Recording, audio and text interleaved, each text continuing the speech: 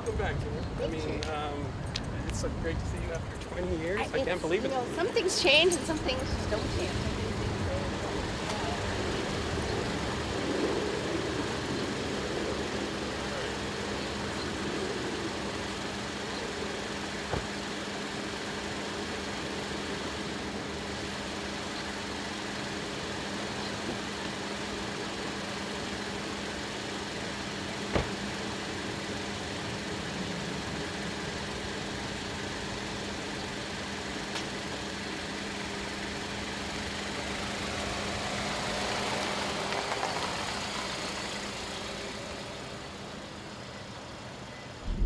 Good day, everyone, and welcome to Cruising. We're here with a very familiar face to all you KWAM viewers, Ginger Cruz. Welcome back to Guam, Ginger. Thank you, Nestor. I can't believe it's been 20 years. I know.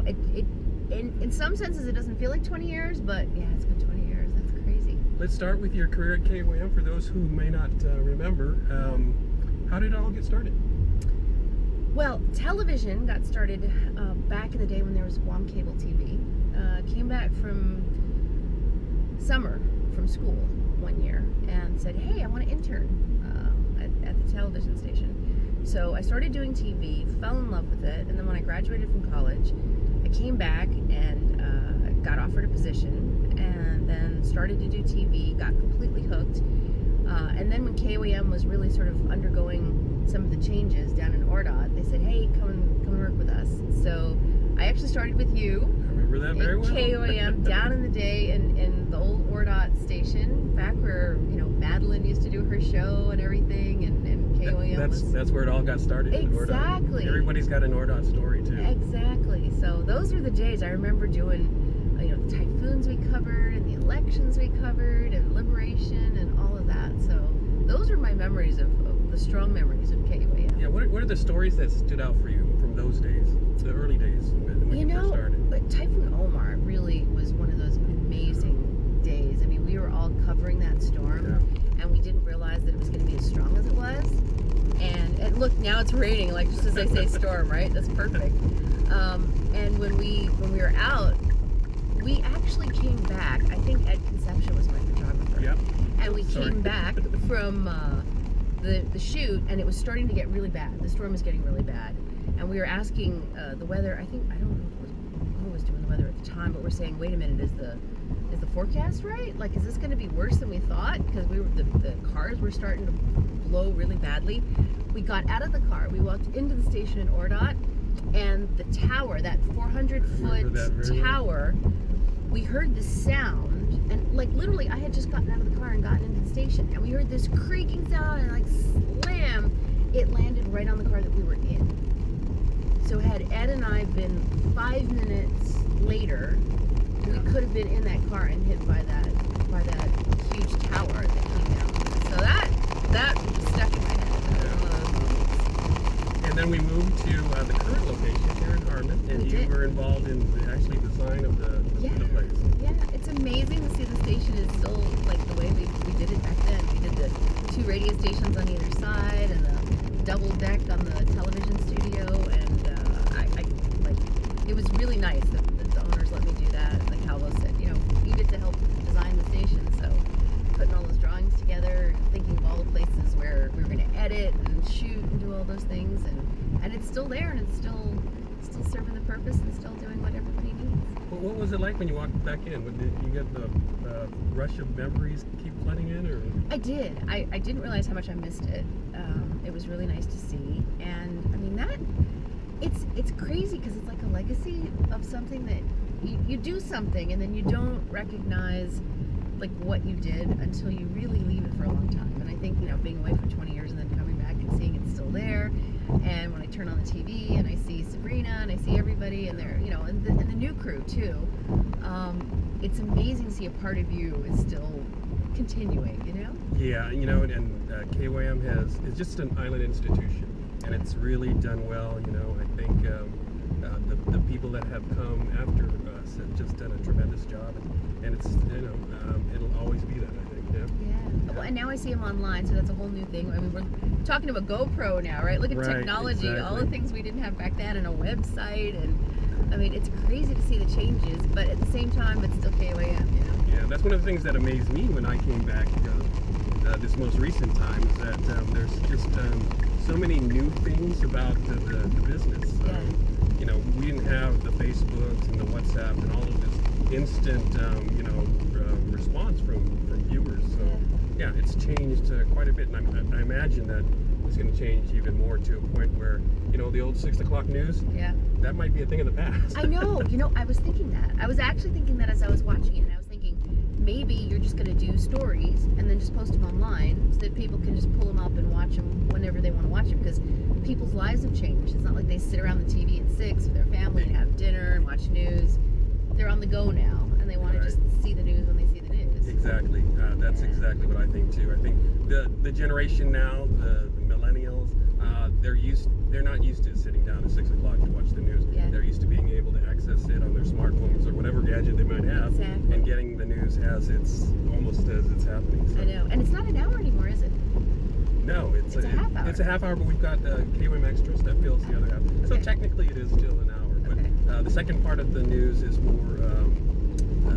just feature stories and other stuff, regular features that we've come Well, up with. the thing that was taken out, which people can all get now on their phones, was the international news. Because I remember when we used to do it, like way back in the day, like the 6 o'clock news. I mean, you were Dan Rather of Guam, Nestor. I mean, we used to sit there and we'd have to go through all the international stories, and then you had the wires and everything, and we'd make sure everybody knew what was going on around the world and what was going on in Guam. So that was why it was an hour. And nowadays, I mean, anybody, it's like their phone bling, oh, President Trump did this, or this happened in North Korea, and they don't need that international news anymore because they can just get it. It's crazy. So after you left KOAM, they pulled you out and grabbed you into a little bit for a short time in the Guam political scene? Yeah, so I worked at the governor's office and for Governor Gutierrez, and did that for a couple of years, and that was great because it gave me the other perspective. It gave me the perspective of the political side and how they engage with the media. So I was communications director for a couple of years, and that was great. I mean, to do a political campaign and to be involved and understand really how government works from the inside of government.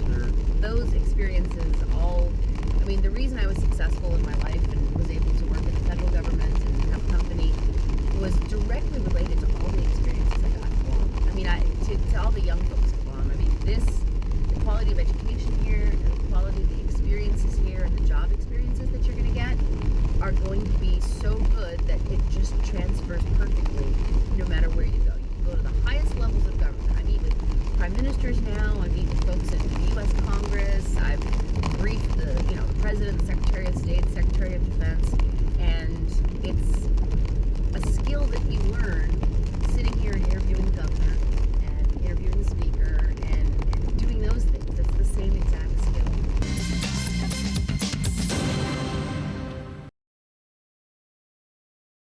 And you spent some time while working for the federal government in the Middle East. What were you doing there? So in 2003, I got offered a job to come work at the Special Inspector General for Iraq Reconstruction. And it was a new organization that the Congress set up. And they wanted somebody who had media experience and government experience. And not a lot of people in the States have both of those experiences at the senior level. You fit the bill perfectly. So I fit the bill because, in Guam, I'd done both. So I started working. I was the Deputy Inspector General for 8 years. And that was incredible because I got to go all over Iraq. You're flying in helicopters and combat gear and in C-130s, and I had a team of 150 auditors and investigators, and we did all the audits and investigations of the $62 billion that the U.S. government spent in Iraq. And I got to know and become friends with all the leadership in Iraq, the Prime Minister, the ministers, the members of Parliament, and really built up a whole network of folks. So in 2012, when the organization was winding down because the Iraq Reconstruction Program was ending, I decided to form a company with one of my best friends who I'd worked with. So we got out of the government and formed Manton International, and so we've been doing that ever since, consulting the same region. So we're doing that. We live in Beirut now, and we consult in Iraq. When people think of Beirut, the images of a devastated city, flash into your mind, but it's not really anything like that, is it? No, no. So the last war that they had in 2006, they were bombed by Israel. So there was a bit of tension after that period of time. But Lebanon has really rebuilt, amazingly rebuilt after that. So when you drive around, I mean, there's still a couple of buildings that you can see the evidence of the war, but really it's amazing. I mean, there's been this renaissance in Lebanon, so it's come back. And they call it the Paris of the Middle East. And it is this amazing, beautiful country. There's 4 million people. It's on the Mediterranean. And it's like a little bit Italian, but it's also got the Arab culture and the Phoenician culture all mixed together. The people speak French, English, and Arabic, all like in the same sentence almost. It's 50% Muslim, 50% Christian. So everybody gets along. You'll see somebody wearing hijab, going to the university, and there'll be a girl sitting across from her in a tank top and shorts, and they're best friends at school. And to me, it's such a wonderful piece of the Middle East that has a taste of Europe and a taste of the Middle East, but then there's this strong family value and a bit of the ocean culture. You know, go to a good fish restaurant and sit on the beach. So there's Which that reminds as well. you a bit about Guam, right? It does. It does. When you were working for the federal government in Iraq, tell us about some of the big stories or the big problems that you uncovered as an inspector general. We, at the end of doing those 8 years of work, we pretty much found out that of the $62 billion that the U.S. taxpayers put in there, and that includes Guam taxpayers, actually, that about, I would say, $20 billion of it was wasted. Just, I mean, there was some theft in, you know, the group that we worked for, and I, you know, helped to run. We put about 54 people in jail for stealing money and taking that. But the worst part was the waste, where they just poured all this money on a situation and they didn't do a good job overseeing it. And you think, I mean, $62 billion with a B was wasted, and you're thinking, you know, a rounding error is the budget of Guam, and how much that affects education and people's lives. And I mean, it really is something that makes you appreciate how important it is to have a government that does things that are the right things and does right by the people that it governs. Your experience during that time, it helped you meet a lot of people that are partners and associates now in your business? I do, yeah. So there's a lot of folks in the business now. There's American companies that do work all around the world, and there's investors in the Middle East. And since I've been back on this trip, I've been thinking, you know, there's an opportunity, I think, for some of the folks in that part of the world to really think about maybe investing and doing some things in Guam, because the potential here is incredible. I'd forgotten how beautiful it was. I knew it was beautiful. I always bragged about Guam. I still do. I mean, everywhere I go, I brag about Guam. But really, it is incredibly beautiful, and the people are just amazing. I mean, it's the one thing that you just can't trade anywhere else in the world. Sure. Is the goodness. I mean, there is just a goodness on the inside of the people of Guam that you don't get in other parts of the world. They're a lot more sharper in their negotiation skill, and they'll take advantage of each other because that's the way that those cultures are. And there's just a sweetness and a goodness in Guam that's amazing. Are there any potential investments that you can bring to Guam through your business? You know, we're going to look at it. There's some talk about air routes and improving the economy of some of the cargo routes and bringing things in. Because, I mean, one of the biggest problems Guam has, right, is getting things here. Mm-hmm. And it's super expensive. And the reason the cost of living is so high is because transportation is really tough. So I'm actually working with an international firm that's expanding their air routes. And I'm definitely going to be talking to them to see, you know, what we can do to get them interested in maybe coming out here and setting up some routes that might be able to bring those costs down. And then, of course, with the tourism, I mean, Lebanon is a big tourist destination in the Middle East for all the folks in the Gulf and a lot of those areas. And they know tourism really well, and they have a lot of money. So, you know, there might be an opportunity to see if we can get some of them to come out and do some things as well. But always keeping that sense of Guam, you know, keeping the natural beauty, that untouched sense of Guam. I think that's really important.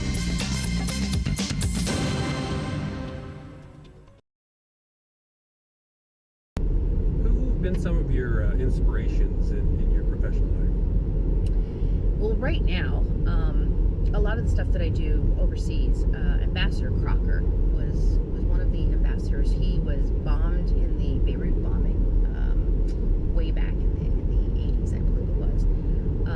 And then he went on to be ambassador in Iraq and ambassador in Afghanistan. One of the smartest people I know.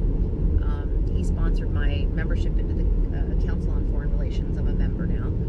And he's somebody who I watched work through some of the toughest times, you know, when people are dying and decisions are being made, and you see him and you see how he makes decisions and how he thinks and the things that he does.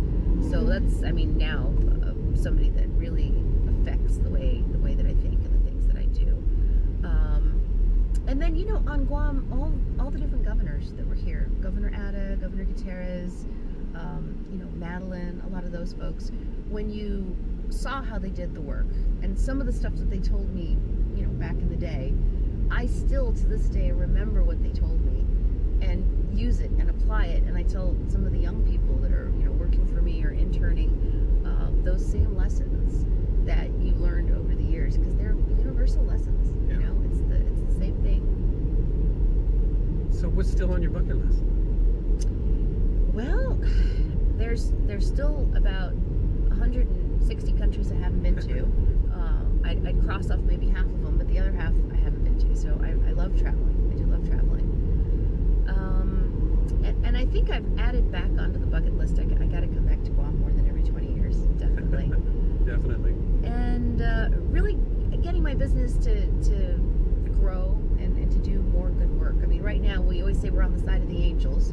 We do fixing for a lot of these companies, and we try to do things that make a difference, you know, because you only have one life, right? And you and I are talking about that. You said you came to Guam and you were looking at, you know, what is it about my life? You got to be happy.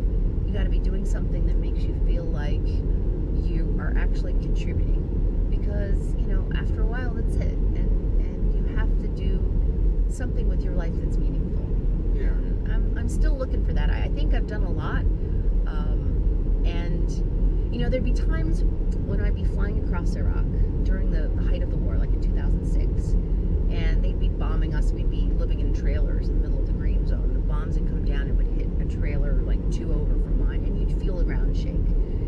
And you literally, I mean, it could have been you that got hit by that bomb. So you're having a life and death moment, right? So you're in a helicopter, they're shooting at the helicopter, and you're thinking, wow, if one of those hits the blades and this helicopter goes down, you really think about, like, am I at peace with that? Like, did I do what I needed to do in life? And the answer is yes. I mean, during those times, you'd think about it and you'd say, you know, I've traveled, I've done the things that I've wanted to do. There's a lot more that I want to do, but if this is it, I mean, I've done so much. And Guam is the biggest part of that, I think, really, to be able to look back and say, you know, it's been an amazing life. It continues to be an amazing life. And I mean, I know I sound kind of, you know, philosophical here, but that's what happens after 20 years, right?